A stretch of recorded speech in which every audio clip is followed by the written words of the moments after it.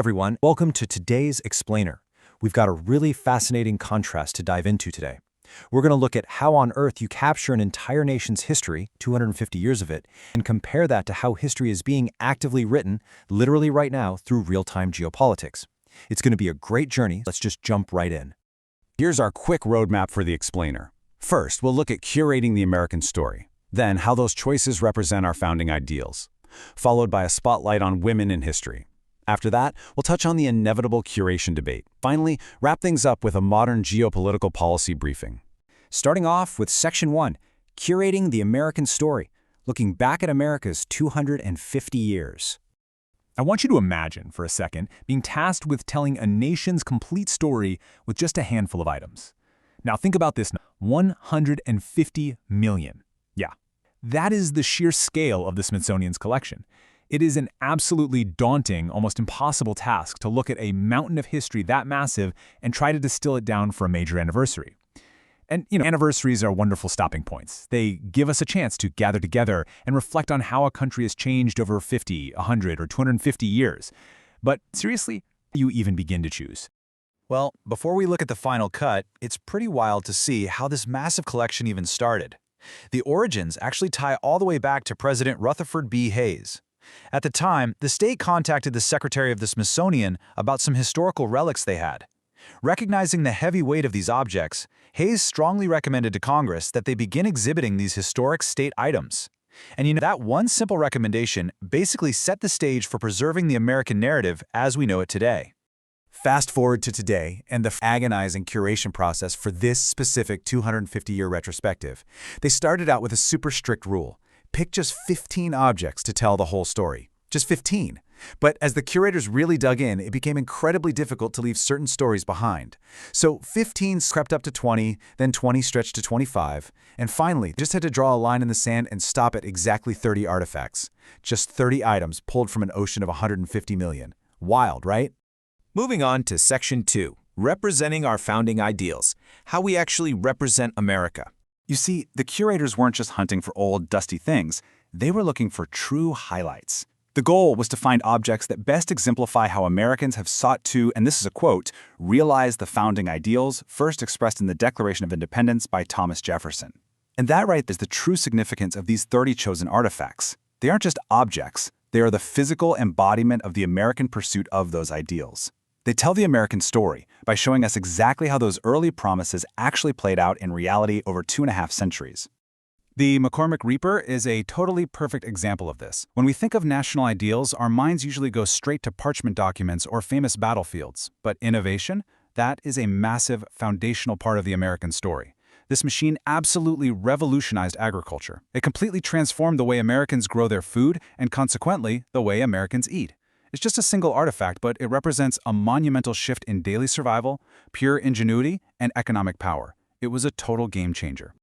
But let's be real, you cannot capture every single American story. It's simply impossible.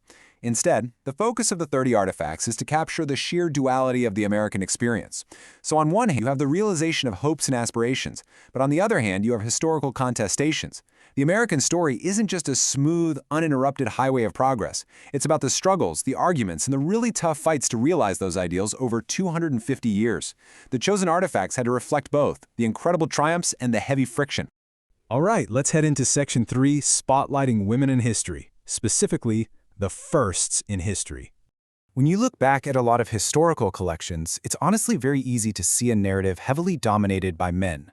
So to make sure these 30 artifacts truly and accurately represented the whole nation, there was a very dedicated effort to include pieces belonging to the firsts, meaning the first American women to achieve major historical milestones in their respective fields.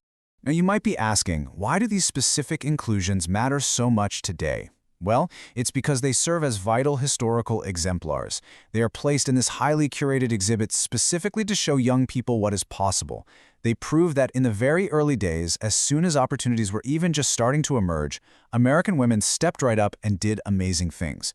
It brilliantly shifts the narrative focus from what was restricted to what was triumphantly achieved. This brings us to Section 4, the inevitable curation debate, figuring out what gets left out. It's actually a fantastic question to ask yourself while watching this explainer. What is missing? And ultimately, who decides? Because, let's face it, everyone has differing opinions on what the centerpiece object should be. Everyone has a favorite piece of history that they feel is absolutely 100% vital to the American story. When you distill 250 years down to just 30 items, there is literally never enough room for everything. The debate is basically inevitable. But hey, there is a really comforting takeaway here. While curators know for sure they're going to get questions about why someone's favorite historical object didn't make the final 30, those omitted favorites, they aren't lost. They are still carefully preserved and likely on exhibit in one of the many other Smithsonian museums for the public to enjoy. Honestly, the debate itself is just proof of how passionately people care about their history. And finally, Section Modern Geopolitical Policy Briefing, looking at geopolitics today. So we've spent this explainer looking at history that's already been written. But history is right? The foreign policy decisions made today are the exact events future curators will be sifting through. For example, let's look at a real-time diplomatic briefing regarding Iran from the source material. The source details a specific diplomatic stance from the administration, directly comparing nuclear concessions to sanctions relief. The stated policy here is that any sanctions relief will be strictly commensurate with nuclear concessions, specifically giving up enriched uranium. A really key point emphasized in the briefing was addressing public concerns about optics. They want to ensure that this process doesn't look like, pallets of cash being flown over, but rather of structured, proportional relief. Furthermore, Secretary Best provided a very mechanical, step-by-step explanation of how the U.S. plans to enforce this pressure. They're targeting state-owned Iranian airlines, which the administration has labeled as outlaws. The mechanism is a clear three-step process. Step 1, the airlines fly. Step 2, to operate, they obviously need to be refueled, sell tickets, and pay landing fees. Step 3, the U.S. leverages its economic power by sanctioning anyone who accepts those fees. So it's essentially a logistical chokehold designed to restrict movement without using direct military intervention. However, the briefing also explicitly outlined what the United States will not do. The policy includes very specific carve-outs to avoid punishing civilian populations. For instance, the U.S. will not restrict movement for Iranians making religious pilgrimages to Mecca or Medina, nor will they restrict flights that are proven to be for valid humanitarian reasons. So it's a very specific approach to these sanctions. And that brings us to the end of our explainer. But I want to leave you with this final, really provocative thought.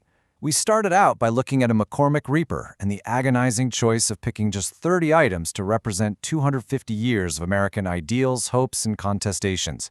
And we ended with the complex mechanical realities of modern geopolitical sanctions. It really makes you wonder, doesn't it? How will the policies, the diplomatic memos, and the artifacts of today be curated by historians 250 years from now? What on earth will be the 30 objects they choose to represent our current era? Thank you so much for joining me for this explainer. I really hope it sparked your curiosity, and keep asking those great questions.